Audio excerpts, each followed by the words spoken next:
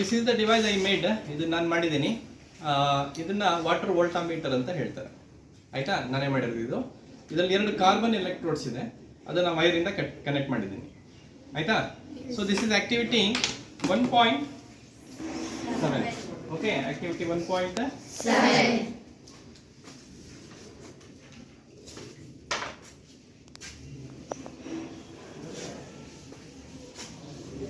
Pass ಮಾಡಿದ್ಯಾ?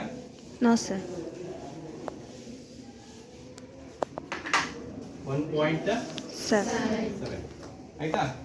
C, we will tell you that water is made up of hydrogen and oxygen. ಹೌದಾ ಇಲ್ಲ? What is the chemical formula of water? H2O. Water ಅಲ್ಲಿ hydrogen ಇದೆ ಮತ್ತೆ oxygen ಇದೆ. As you know, science is a verifiable truth. ಇದನ್ನ verify ಮಾಡಬೇಕು ನಾವು. ನಿಜವಾಗ್ಲೂ ವಾಟರ್ ಹೈಡ್ರೋಜನ್ ಮತ್ತೆ ಆಕ್ಸಿಜನ್ ಇಂದ ಆಗಿದೆ. ಆಮೇಲೆ ಅದರಲ್ಲೂ 2 atoms of hydrogen and 1 atom of oxygen. ಇಷ್ಟರಲ್ಲೇ ಆಗಿದೆಯಾ ಅಂತ ನಾವು ಈಗ ವೆರಿಫೈ ಮಾಡೋಣ. ಅರ್ಥ ಆಗ್ತಿದೆ? ನಾನು ತೋರಿಸ್ತೀನಿ ನಿಮಗೆ. ವಾಟರ್ ಆಗಿರೋದು ಹೈಡ್ರೋಜನ್ ಮತ್ತೆ ಆಕ್ಸಿಜನ್ ಇಂದಾನೆ. ಅದರಲ್ಲೂ ಹೈಡ್ರೋಜನ್ 2 ಮಾಲಿಕ್ಯೂಲ್ಸ್, 2 ಆಟಮ್ಸ್ ಇದೆ, ಆಕ್ಸಿಜನ್ ನ 1 atom.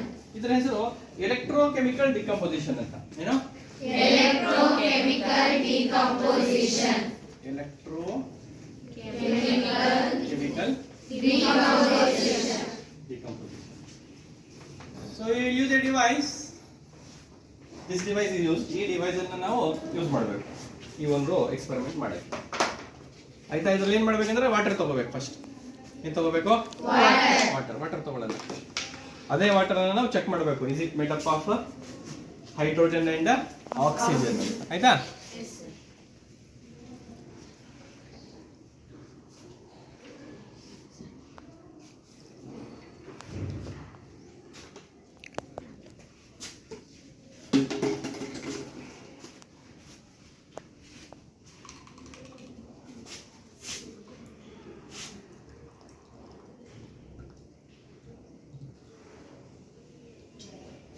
Yes, I have taken water. Okay. Yes, sir.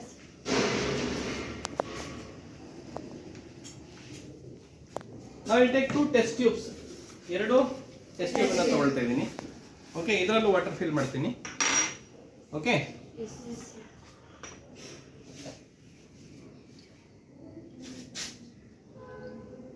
ನೋಡಿ ಫುಲ್ ಇದೆ ವಾಟರ್. ಆಯ್ತಾ. ಇದನ್ನ ಇದರಲ್ಲಿ ಹಾಕ್ಬೇಕು. ಈ ಕಾರ್ಬನ್ ಎಲೆಕ್ಟ್ರೋಡ್ಸ್ ಇದೆಯಲ್ಲ, ಅದ್ರ ಮೇಲ್ಗಡೆ ಉಲ್ಟಾ ಹಾಕ್ಬಿಡ್ತೀನಿ. Inverted test tubes. ಅರ್ಥ ಆಯ್ತಾ? ನೋಡಿ, 1 ಟೆಸ್ಟ್ ಟ್ಯೂಬ್ ಹಾಕಿದ್ದೀನಿ. there is another one.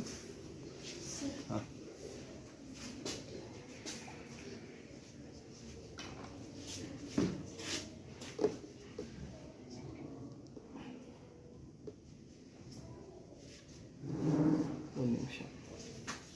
ಇದು ಹಾಗೋಕ್ಕಿಂತ ಮುಂಚೆ ಇದರಲ್ಲಿ ಸ್ವಲ್ಪ ಆ್ಯಸಿಡ್ ಹಾಕಬೇಕು. ಓಕೆ, ಸಲ್ಫ್ಯೂರಿಕ್ ಆ್ಯಸಿಡನ್ನು ಹಾಕಬೇಕಾಗುತ್ತೆ. ಆಯಿತಾ. ಇಲ್ಲಿದೆ ಸಲ್ಫ್ಯೂರಿಕ್ ಆ್ಯಸಿಡ್, ಇದೆಲ್ಲ ಹಾಕ್ತೀನಿ. Sulphuric acid, concentrated sulphuric acid. Okay,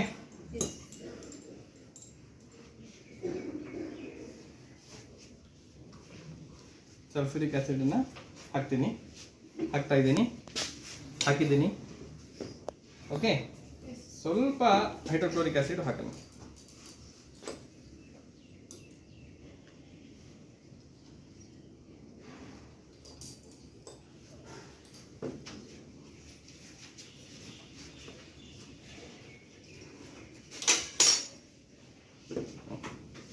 ಈ ಆ್ಯಸಿಡ್ಸ್ ಸೈಡಲ್ಲಿ ಇಟ್ಬಿಡ್ತೀನಿ.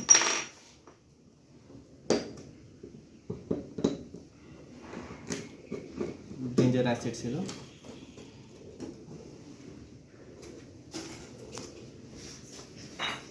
ನಾವು ಟೆಸ್ಟ್ ಟ್ಯೂಬ್ಸಲ್ಲಿ ನೀರು ತೊಗೊಂಡು ಏನು ಮಾಡಬೇಕು?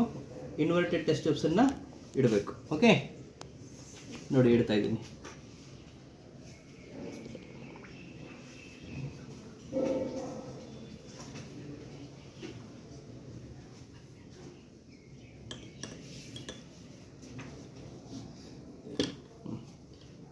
ಇಲ್ಲಿ ನೋಡಿ, you can observe there is no gas. Test ಟ್ಯೂಬಲ್ಲಿ ಪೂರ್ತಿ ವಾಟರ್ ಇದೆ. ತೋರಿಸು ಕ್ಲೋಸರ್ ಸ್ವಲ್ಪ. ಏನಾದರೂ ಗ್ಯಾಸ್ ಇದೆಯಾ ಇಲ್ಲಿ? ಹಾಂ, ನೀವು ಬಂದು ನೋಡಿ. ಸ್ವಲ್ಪ ಒಂದು 4-5 ಜನ ಬಂದು ನೋಡಿ. ಆಗ ನೀವು ಈ ಬೆಂಚಲ್ಲಿ ಬನ್ನಿ, ಈ ಬೆಂಚಲ್ಲಿ ಬನ್ನಿ. ಏನಾದರೂ ಗ್ಯಾಸ್ ಇದೆಯಾ ಮೇಲ್ಗಡೆ ಇಲ್ಲಿ? Is there any gas? ಅವಳಿಗೆ ಜಾಗ ಬಿಟ್ಟರೆ ಅವಳು ನೋಡ್ತಾಳೆ. ಆಯ್ತಲ್ಲ, ನೀನು ಹೋಗು. ನೋಡಿ ನಿನ್ಗೆ ಬರೋ ನೋಡಿ, ಇದರ ಗ್ಯಾಸ್ ಇದೆ ಏನಾದರೂ? ಬಂದು ಯಾರಾದರೂ ನೋಡ್ಬೋದು? ಯಾರಿಗಾದ್ರೂ ಡೌಟ್ ಇದೆಯಾ? ಓಕೆ. ಸೊ ಈಗ ಇದನ್ನು ನಾನು ಕರೆಂಟಿಗೆ ಕನೆಕ್ಟ್ ಮಾಡಬೇಕು, ಆಯ್ತಾ? ಹಾಂ, ಕರೆಂಟಿಗೆ ಕನೆಕ್ಟ್ ಮಾಡೋಣ ಈಗ.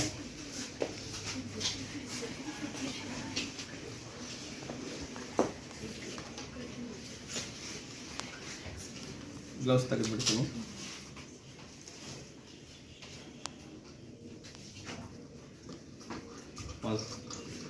ಸ್ಟಾರ್ಟ್ ಮಾಡಿ. ನೋಡಿ, ಕರೆಂಟಿಗೆ ಕನೆಕ್ಟ್ ಮಾಡಿದ್ದೀನಿ. I have set to 4 volt, ಆಯ್ತಾ? ಆನ್ ಮಾಡ್ತೀನಿ. ಆನ್ ಮಾಡಿದ್ರೆ ಇಲ್ಲಿ ಏನಾಗುತ್ತೆ ಅಬ್ಸರ್ವ್ ಮಾಡ್ಬೇಕು ನೀವು. ಓಕೆ, ಆನ್ ಮಾಡಿದ್ದೀನಿ.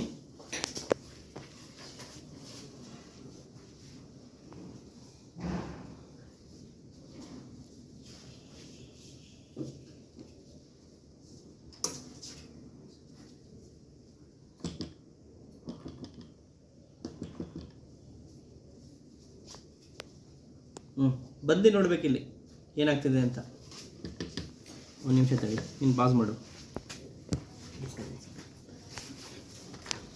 ನೋಡಿ, ಇಲ್ಲಿ ಅಬ್ಸರ್ವ್ ಮಾಡ್ಬೋದು. ಈ ಕಡೆಯಿಂದ ತೋರಿಸು. ಏನಾಗ್ತಿದೆ? ಏನಾಗ್ತಿದೆ ರಾಧಿಕಾ? ಗ್ಯಾಸ್ ಬಬಲ್ಸ್ ಬರ್ತಾ ಇದೆ. ನೋಡಿ, ಬರ್ತಾ ಇಲ್ವಾ? ನೋಡಿ, ಈ ಕಡೆಯಿಂದನೂ ಗ್ಯಾಸ್ ಬಬಲ್ಸ್ ಬರ್ತಾ ಇದೆ, ಆ ಕಡೆಯಿಂದನೂ ಗ್ಯಾಸ್ ಬಬಲ್ಸ್ ಬರ್ತಾ ಇದೆ. ಸೊ ಎರಡು ಟೆಸ್ಟ್ ಟ್ಯೂಬಲ್ಲಿ 2 ಗ್ಯಾಸ್ ಕಲೆಕ್ಟ್ ಆಗ್ತಾ ಇದೆ ಸ್ಲೋಲಿ. ಓಕೆ, ಸ್ವಲ್ಪ ವೋಲ್ಟೇಜ್ ಇನ್ನೂ ಜಾಸ್ತಿ ಮಾಡ್ತೀನಿ, ಅವಾಗ ಸ್ವಲ್ಪ ಬೇಗ ಆಗುತ್ತೆ. ನೋಡಿ, ಸ್ವಲ್ಪನೂ ಗ್ಯಾಸ್ ಇರಲಿಲ್ಲ. ನೋಡಿ, ಗ್ಯಾಸ್ ಕಲೆಕ್ಟ್ ಆಗಿ ಸ್ಟಾರ್ಟ್ ಆಗ್ತಾ ಇದೆ. ಸರಿ,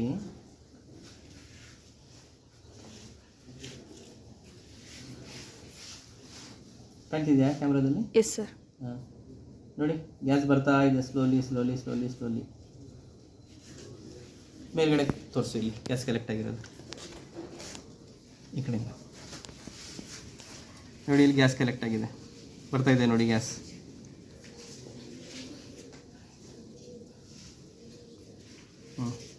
ಈ ಕಡೆನೂ ಬರ್ತಾ ಇದೆ, ಆ ಕಡೆನೂ ಬರ್ತಾ ಇದೆ. Stop. You can observe gas collected in this test tube is more and this test tube is less. It is because this test tube consists of hydrogen gas. ಇದರಲ್ಲಿರೋದು oxygen. Okay. So in water molecule the ratio is 2:1. 2:1. ಇಲ್ಲಿ ಸ್ವಲ್ಪ ಜಾಸ್ತಿನೇ ಆಗಿದೆ difference. ಅದು because of different factors ಆಗುತ್ತೆ. But one thing you can observe, hydrogen gas ಜಾಸ್ತಿ ಇದೆ, oxygen gas ಕಡಿಮೆ. ಓಕೆ, ಯಾಕೆಂದ್ರೆ ವಾಟರ್ ಮಾಲಿಕ್ಯೂಲ್ ಅಲ್ಲಿ there are 2 atoms of hydrogen and 1 atom of oxygen. Okay, yes sir. ಮೇಲ್ಕಲ್ಲ ನೀನು. So this is the experiment. It is called as electrolysis of water. Electrolysis of water. Okay, yes, in this experiment what will happen, you know, H2O, when we pass electricity, electricity, H2O will splits into H2 plus O2. H2 plus O2. Because of the, you know, electrical energy, it is called as electrochemical decomposition. This reaction will takes place, okay, when we supply electricity. That's why it is called as electrochemical decomposition. Is it decomposition or not? How many reactants are there? One. Products? 2. So it is a decomposition reaction. Because we are supplying electricity, it is called as electrochemical decomposition. There are so many other electrochemical decomposition we are going to study in our next chapters. Like chloralkali process anta ide, ಆಮೇಲೆ purification of copper ಅಂತ ಒಂದಿದೆ. ಅದರಲ್ಲೆಲ್ಲ ನಾವು ಮತ್ತೆ electrochemical reactions ನೋಡ್ತೀವಿ. Decomposition ಅಲ್ಲ, electrochemical reactions, right? Yes sir. Okay, so this is electrochemical decomposition. This particular reaction is called as electrolysis of water. Electrolysis of water. Okay? Yes sir. Stop.